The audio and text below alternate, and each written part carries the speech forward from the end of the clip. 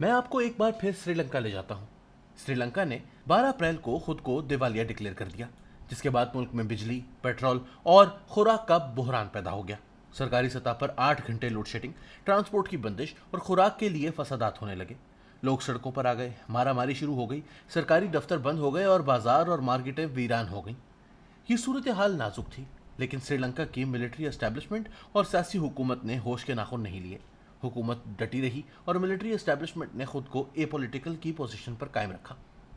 लिहाजा पिछले हफ्ते मुल्क भर के पढ़े लिखे नौजवान सड़कों पर आ गए। ये वजीर आजम महिंद्रा राजापक्से और सदर गोताबाया राजापक्से से इस्तीफा मांग रहे थे। वजीर आजम ने इसका दिलचस्प हल निकाला। इसने अपने हिमायती नौजवान इकट्ठे किए, इन्हें लाठियां दी और मुजाहिरीन से निपटने के लिए रवाना कर दिया। ये लोग मुजाहिरीन पर पिल पड़े। हुकूमत ये मनाजिर टेलीविजन पर बराह रास्त दिखाने लगी। अवाम ने देखा और ये खौफजदा होने की बजाय मुजाहिरीन के साथ खड़े हो गए। पूरे मुल्क से लोग निकले और वज़रा और हुकूमती पार्टी के एमपीएस के घरों, गाड़ियों और इमलाक पर हमले शुरू कर दिए। वज़ीर आज़म का आबाई हल्का हम्बनटोटा में है। इनका ख़ानदान 100 साल से वहाँ रह रहा है। ये शहर गाल की साइड पर जनूबी श्रीलंका में वाक़ है। इसके साथ वो मशहूर बंदरगाह वाक़ है जिसे श्रीलंका ने 2017 में 99 साल की लीज पर चीन के हवाले किया था। हम्बनटोटा की अक्सरियत वज़ीर आज़म की हामी है, लेकिन इसके बावजूद लोग जमा हुए और उन्होंने वज़ीर आज़म के आबाई घर को आग लगा दी। अवाम कोलंबो में वज़ीर आज़म की सरकारी रिहाइशगाह के अंदर भी दाखिल हो गए। वज़ीर आज़म ने ख़ानदान के साथ तीसरी मंजिल पर पनाह ले ली, लेकिन हुजूम तेज़ी से इनकी तरफ बढ़ रहा था। लिहाजा फ़ौज मजबूरन वज़ीर आज़म हाउस पहुंची, मुजाहिरीन को मुंतशिर किया और वज़ीर आज़म को निकालकर फ़ौजी छावनी ले गई। मुल्क में इसके साथ ही कर्फ्यू लगा दिया गया। यूं श्रीलंका में इस वक्त गलियों और सड़कों पर फ़ौज है। वज़ीर आज़म मुस्ताफ़ी हो चुके हैं, काबीना ख़त्म हो चुकी है। सदर अपना इस्तीफा जेब में डालकर फिर रहे हैं। मुल्क में कर्फ्यू है और मिलिट्री एस्टैब्लिशमेंट शदीद परेशानी में आसमान की तरफ देख रही है। क्यों? क्योंकि श्रीलंका को इस बहरान से अब सिर्फ आईएमएफ निकाल सकता है, लेकिन आईएमएफ से मुज़ाकरात के लिए हुकूमत चाहिए और श्रीलंका में इस वक्त हुकूमत मौजूद नहीं। लिहाजा मुल्क को इस सूरत हाल से कौन निकालेगा? श्रीलंकन एस्टैब्लिशमेंट इस वक्त सिर्फ इस सवाल का जवाब तलाश कर रही है। मैं बार बार अर्ज कर रहा हूँ, श्रीलंका के बाद टारगेट हम हैं। हम सिर्फ 1 महीने के फासले पर खड़े हैं। हमारे मालियाती ज़खायर महीने बाद ख़त्म हो जाएंगे और इस दौरान अगर इमरान खान ने भी कॉल दे दी तो हम भी मुल्क में कर्फ्यू लगाने पर मजबूर होंगे। और अगर खुदा न ख्वास्ता ये नौबत आ गई तो हमें कश्मीर, एटमी प्रोग्राम और गवादर तीनों से महरूम होना पड़ जाएगा। क्या हम ये चाहते हैं? मैं जमहूरियत पसंद हूँ। मैं दिल से समझता हूँ इस मुल्क को जमहूरियत और आइन के सिवा कोई ताकत नहीं चला सकती, लेकिन मैं भी इन हालात में ये कहने पर मजबूर हो गया हूँ कि हमारे पास अब ए पॉलिटिकल की गुंजाइश नहीं रही। ये इमारत गिर रही है। हमने अगर इसे बचाना है तो फिर एस्टैब्लिशमेंट को ये जिम्मेदारी उठाना पड़ेगी, और अगर ये नहीं उठाती तो फिर इसे श्रीलंका की तरह का मलबा उठाना पड़ेगा। आप इमारत को सहारा दें या फिर मलबा उठाएं, ये दोनों काम जल्द या बदेर बहरहाल आप ही को करना पड़ेंगे। आप ज़रा सियासी सूरत हाल देख लें। इमरान खान हुकूमत मुकम्मल फेलियर थी। इसने बेलाखिर नवंबर 2022 से पहले ख़त्म हो जाना था, लेकिन इसे जल्दबाजी में ख़त्म करके रियासत को मज़ीद कमज़ोर कर दिया गया। इमरान खान हुकूमत के खात्मे का सिर्फ 3 ताकतों को फ़ायदा हुआ। वो बैरूनी ताकतें जो पाकिस्तान को कमज़ोर से कमज़ोर देखना चाहती हैं। ये ताकतें इस वक्त हमारी सियासी सूरत हाल को एंजॉय कर रही हैं। दूसरी ताकत पाकिस्तान पीपल्स पार्टी है। इसके पास इक़्तिदार में वापसी का सिर्फ एक ऑप्शन बचा था। इसकी हरीफ जमातें नून लीग और पीटीआई दोनों एक दूसरे से लड़ लड़ कर ख़त्म हो जाएं और इसके बाद मिर्ज़ा यार और गलियां बच जाएं। लिहाजा इस सूरत हाल का पीपल्स पार्टी को फ़ायदा हो रहा है। आप देख लें, हुकूमत बनते ही आसिफ अली जरदारी घर बैठकर तमाशा देख रहे हैं और इनके वज़रा किसी जगह हुकूमत का दिफा नहीं कर रहे। ये खामोशी से इमरान खान और शहबाज शरीफ की लड़ाई को एंजॉय कर रहे हैं। और तीसरी ताकत इमरान खान खुद हैं। इनकी हुकूमत बदइंतजामी के खौफनाक गर्दाब में फंसी हुई थी।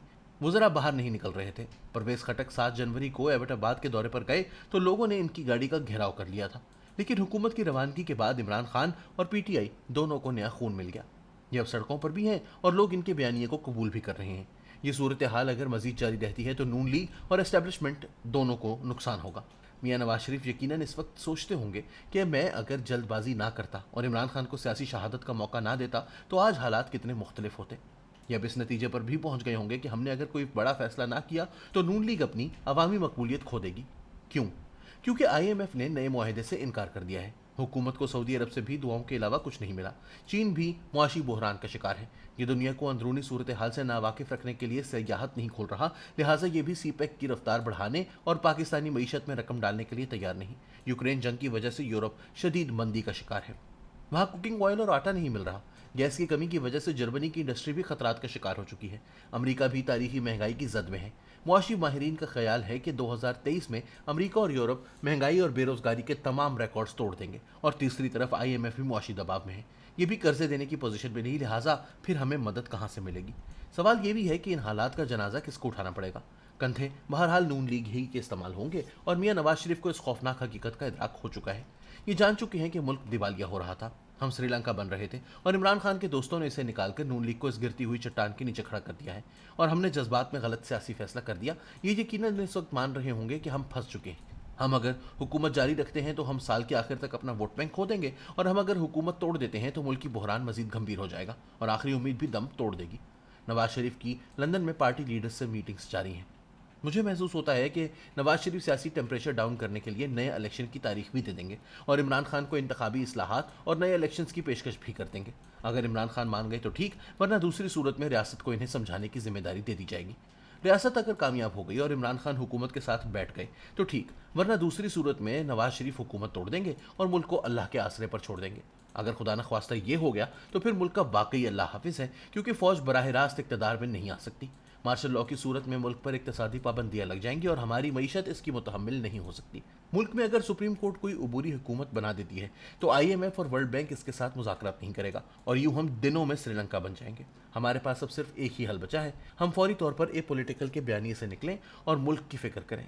एस्टैब्लिशमेंट तमाम स्टेक होल्डर्स को इकट्ठा बिठाए और ये लोग जब तक किसी मुतफ़िका लाए अमल तक नहीं पहुंचते, आप इस वक्त तक इन्हें बाहर ना निकलने दें, ख्वाह इसमें हफ्ते ही क्यों ना लग जाएं, और इस दौरान मीटिंग की कवरेज पर पाबंदी लगा दें ताकि अफवाह साजी की फैक्ट्रियां बंद हो जाएं। दूसरा, मुल्क में फौरी तौर पर जलसों, जुलूसों, रैलियों और लॉन्ग मार्चेस पर पाबंदी लगाई जाए।